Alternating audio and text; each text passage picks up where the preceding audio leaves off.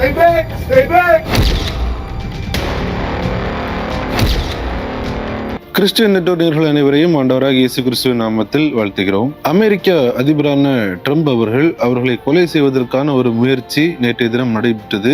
இதை பற்றிய மிக முக்கியமான காரியங்கள் தற்போது வெளியாகி உள்ளது. அதனை நம்ம இந்த வீடியோவில் பார்க்க இருக்கிறோம். அது மட்டுமல்லாமல் ஈரான் விவகாரத்தில் ட்ரம்ப் அவர்கள் மிக முக்கியமான ஒரு கருத்து ஒன்றை தெரிவித்துள்ளார். இந்த ஸ்டேட் ஆஃப் ஹார்மஸில் இருக்கும் இந்த பிரச்சனை, இதன் காரணமாக உலகளவில் உணவு பற்றாக்குறை, அதாவது ஒரு பஞ்சம் ஏற்படக்கூடிய வாய்ப்பு இருப்பதாக ஐநா சபை அறிவித்துள்ளது. மேலும் இஸ்ரேல், லெபனான் இவர்களுக்கிடையே நடைபெறும் பிரச்சனைகள், இவை அனைத்தையும் பற்றி மிக முக்கியமான தகவல்களை இந்த வீடியோவில் நம்ம பார்க்க இருக்கிறோம். இந்த வீடியோவை தவறாமல் உங்கள் நண்பர்களுக்கும் பகிர்ந்து கொள்ளுங்கள். வாங்க வீடியோக்குள்ள போலாம்.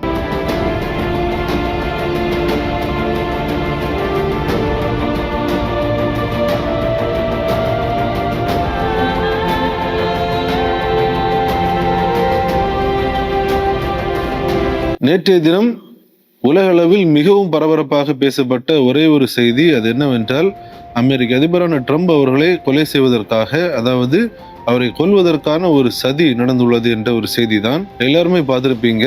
அமெரிக்காவின் வாஷிங்டன் பகுதியில் உள்ள வாஷிங்டன் ஹில்டன் என்ற ஒரு ஹோட்டல், இந்த ஹோட்டலில் வைத்து ஒயிட் ஹவுஸ் கரஸ்பாண்டன்ஸ் டின்னர் என்ற ஒரு விருந்து நிகழ்ச்சி நடைபெற்றுள்ளது. இந்த நிகழ்ச்சியில் மிக முக்கியமான தலைவர்கள், குறிப்பாக அமெரிக்காவை சார்ந்த மிக முக்கியமான தலைவர்கள், துணை அதிபரான ஜெடி வேன்ஸ் அவர்கள், மேலும் மிக முக்கியமான விஐபிக்கள், மீடியாவை சார்ந்தவர்கள் எல்லாருமே இந்த விருந்து நிகழ்ச்சியில் கலந்து கொண்டுள்ளார்கள். அவ்வாறு இந்த விருந்து நிகழ்ச்சி நடைபெற்றுக் கொண்டிருக்கும் போது திடீரென்று மிகப்பெரிய அளவில் ஒரு துப்பாக்கி சூடு ஒன்றை நடத்துகிறார். இதில் அங்குள்ள ஒரு அதிகாரி ஒருவர் மீதும் தாக்குதல் நடத்தப்படுகிறது. அவர் புல்லட் ப்ரூஃப் உடை அணிந்திருந்த அந்த காரணத்தினால் அவர் உயிர் தப்புகிறார். இந்த துப்பாக்கி சூடு நடைபெற்றவுடன் உடனடியாக அங்கிருந்த சீக்ரெட் சர்வீஸ் ஏஜென்ட்ஸ் எல்லாருமே அங்குள்ள அதிபர், துணை அதிபர், அமெரிக்காவின் மிக முக்கியமான நபர்கள் எல்லாரையும் அந்த பகுதியில் இருந்து வெளியேற்றுகிறார்கள்.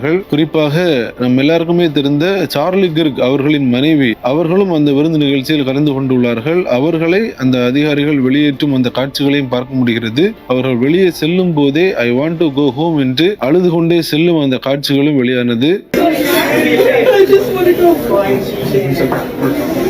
நம்ம எல்லாருக்குமே தெரியும், அவரின் கணவரான சார்லி கிர்க் அவர்கள் மாணவர்களோடு உரையாடி கொண்டிருக்கும் போது மர்ம நபர் ஒருவரால் சுட்டு படுகொலை செய்யப்பட்டார். தற்போது அதே போன்ற ஒரு துப்பாக்கி சூடு அவர்கள் கலந்து கொண்டிருந்த அந்த விருந்து நிகழ்ச்சி நடைபெற்றது. அவர்களை பெரிதும் அதிர்ச்சிக்குள்ளாக்கி உள்ளதை நம்மால் புரிந்து கொள்ள முடிகிறது. இந்த துப்பாக்கி சூட்டின் காரணமாக அந்த நிகழ்ச்சி உடனடியாக ரத்து செய்யப்படுகிறது. ட்ரம்ப் அவர்கள் சில நேரங்கள் கழித்து பிரஸ் மீட் கொடுக்கிறார். அதில் மீண்டும் இந்த நிகழ்வு நடைபெறும் என்றும் கூறுகிறார். மேலும் இந்த துப்பாக்கி சூடு சார்ந்த பல விஷயங்களையும் அவர் தெரிவிக்கிறார். ட்ரம்ப் மட்டுமல்லாமல் அமெரிக்காவின் வெள்ளை மாளிகையின் பிரஸ் செக்ரட்டரியான கரோலின் லெவிட் அவர்கள் அவங்க ஒரு போஸ்ட் போடுறாங்க. அதுலயும் அவர்கள் பல காரியங்களை கூறுகிறார்கள். குறிப்பாக ட்ரம்ப் அவர்கள் அவர்களை கொல்ல நினைத்தார்கள், இன்னொரு அதிகாரி மீதும் அந்த துப்பாக்கி சூடு நடத்தப்பட்டது, எங்களுடைய சீக்ரெட் சர்வீஸ் ஏஜென்ட்ஸ் உடனடியாக ட்ரம்ப் மற்றும் அவர்களின் மனைவி எல்லாரையும் பத்திரமாக அழைத்து சென்று விட்டார்கள். இது குறித்து ட்ரம்ப் அவர்கள் பயப்படவில்லை. இப்படிப்பட்ட அரசியல் வன்முறைகள் முடிவுக்கு வர வேண்டும் என்று அவர் கூறியுள்ளார். அவ்வாறு அவர் கூறிவிட்டு எங்களுடைய தேசத்திற்காக ஜெபித்துக் கொள்ளுங்கள் என்றும் அந்த போஸ்டில் அவர் தெரிவித்துள்ளார். நம்ம எல்லாருக்குமே தெரியும், ட்ரம்ப் அவர்கள் பதவியேற்பதற்கு முன்பாக அந்த பிரச்சார காலகட்டங்களில் அவர் மீது 2 முறை துப்பாக்கி சூடு சம்பவங்கள் நடைபெற்றது. அந்த 2 முறையும் அவர் நூலிலையில் உயிர் தப்பினார். இந்த நிலையில் அவர் பதவி ஏற்ற பிறகு, அதிபரான பிறகு, தற்போது முதல் முறையாக அவரை கொல்ல வேண்டும் என்ற நோக்கத்தில் ஒரு துப்பாக்கி சூடு சம்பவம் நடைபெற்றுள்ளது. இந்த சம்பவம் உலகளவில் பெரும் பரபரப்பை ஏற்படுத்தி உள்ளது. இது குறித்து இஸ்ரேல் பிரதமரான பெஞ்சமின் நெத்தன்யாகு அவர்களும் ஒரு அறிக்கை ஒன்றை வெளியிட்டுள்ளார். அதில் ட்ரம்ப் அவர்களை கொல்வதற்காக நடைபெற்ற இந்த துப்பாக்கி சூட்டை பற்றியதான செய்திகளை கேள்விப்பட்ட போது நானும் என்னுடைய மனைவியும் பெரிதும் அதிர்ச்சிக்குள்ளாகினோம். பிரசிடென்ட் ட்ரம்ப் அவர்கள் மற்றும் அவர்களின் மனைவி நலமாக உள்ளார்கள் என்ற அந்த செய்தி எங்களை ஆறுதலடைய செய்தது. தாக்குதலுக்குள்ளாக்கப்பட்ட அந்த அதிகாரி அவரும் சீக்கிரத்தில் குணமடைய வேண்டும் என்று நெத்தன்யாகு அவர்கள் தெரிவித்துள்ளார். கிறிஸ்துவுக்குள் பிரியமானவர்களே, இந்த காணொலியை பார்க்கும் நாம் கண்டிப்பாக அமெரிக்க அதிபர் அவரின் பாதுகாப்பிற்காக நாம் ஜெபிக்க வேண்டும். இந்த சூழ்நிலையில் அமெரிக்க அதிபரான ட்ரம்ப் அவர்கள் ஈரானுடனான விவகாரத்தில் ஒரு சில மிக முக்கியமான முடிவுகளை எடுத்துள்ளார். குறிப்பாக ஈரானின் வெளியுறவுத்துறை அமைச்சர் அவர் பாகிஸ்தானுக்கு சென்றிருந்தார். ஆனால் அமெரிக்காவுடனான எந்த ஒரு பேச்சுவார்த்தைக்குமான சூழ்நிலை அங்கு இல்லாததை பார்க்க முடிந்தது. இந்நிலையில் அமெரிக்காவை சார்ந்த அதிகாரிகளும் பாகிஸ்தானுக்கு செல்ல இருப்பதான தகவல்கள் வெளியானது. இந்த சூழ்நிலையில் ட்ரம்ப் அவர்கள் ஒரு அறிக்கை ஒன்றை வெளியிட்டுள்ளார். அதில் அவர் என்ன கூறியிருக்கிறார் என்றால், எங்கள் நாட்டின் பிரதிநிதிகள் பாகிஸ்தானின் இஸ்லாமாபாத்துக்கு சென்று ஈரான் அதிகாரிகளை சந்திக்கும் அந்த பயணத்தை நான் ரத்து செய்துவிட்டேன். இந்த பயணம் மிகப்பெரிய அளவில் நேரத்தை வீணடிக்கிறது. மேலும் செய்ய வேண்டிய வேலைகள் மிக அதிகமாக உள்ளன. ஈரானில் தற்போது யார் அதிகாரத்தில் உள்ளார்கள் என்றே தெரியவில்லை. அவர்களின் தலைமைத்துவத்தில் கடுமையான குழப்பங்கள் ஏற்படுகிறது. எங்களிடம் எல்லா ஆதிக்கமும் உள்ளது, அவர்களிடம் ஒன்றுமே இல்லை.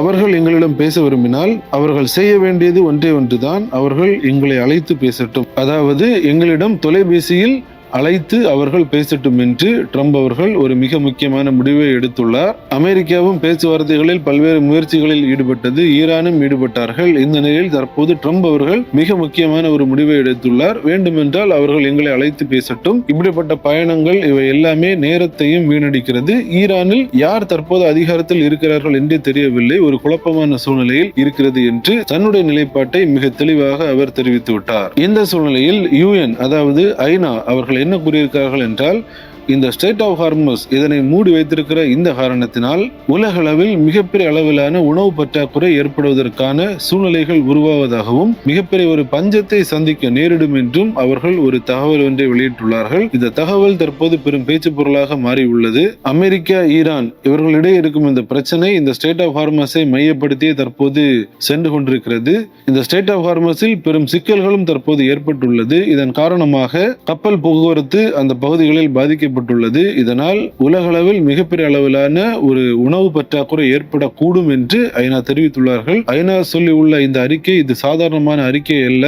இந்த போர் சூழல்கள், இந்த ஸ்ட்ரெய்ட் ஆஃப் ஹார்மஸ் இவைகளில் இருக்கும் அந்த பிரச்சனைகள் இவை எல்லாமே மனித குலத்திற்கு மிகப்பெரிய ஒரு ஆபத்தை ஏற்படுத்தும் சூழ்நிலைக்கு செல்ல உள்ளது என்பது தற்போது மிக தெளிவாக கண்முன்பாக தெரிகிறது. இந்த செய்திகளை பார்க்கிற நாம் எல்லாரும் கண்டிப்பாக ஜெபிக்க வேண்டும். இந்த ஸ்ட்ரெய்ட் ஆஃப் ஹார்மஸில் இருக்கும் இந்த பிரச்சனைகள் ஒரு முடிவுக்கு வர வேண்டும், ஒரு நிரந்தர தீர்வுகள் ஏற்பட வேண்டும். இந்த சூழ்நிலையில் இஸ்ரேல் மற்றும் லெபனான் இடையே அந்த தாக்குதல்கள் தொடர்ந்து கொண்டே வருகிறது. இந்த சீஸ்ஃபயரை ஹெஸ்புல்லா என்ற அந்த தீவிரவாத அமைப்பு வயலேட் பண்ணார்கள். அதற்கு எதிராக இஸ்ரேலும் தாக்குதலை நடத்தி கொண்டு வருகிறது.